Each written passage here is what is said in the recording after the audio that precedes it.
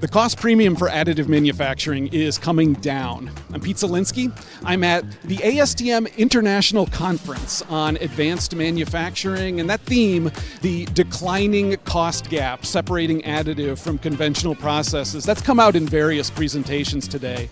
Starting with the keynote, Vladimir Navratsky of Siemens Energy sort of gave a status report on how far his company has come with additive. Siemens Energy has 250 components qualified, made through additive, like this one, 200 employees devoted to additive.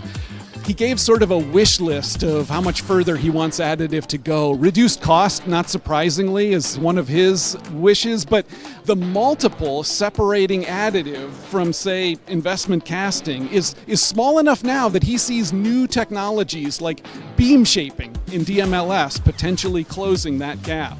Another presentation, Cadmore Metal.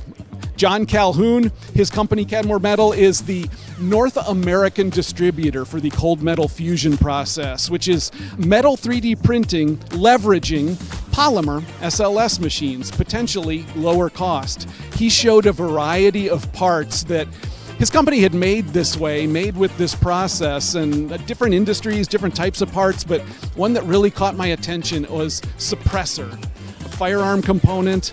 There are lots of suppressors being produced through laser powder bed fusion, and according to John Calhoun, that type of part could also be made through this sinter-based process, cold metal fusion.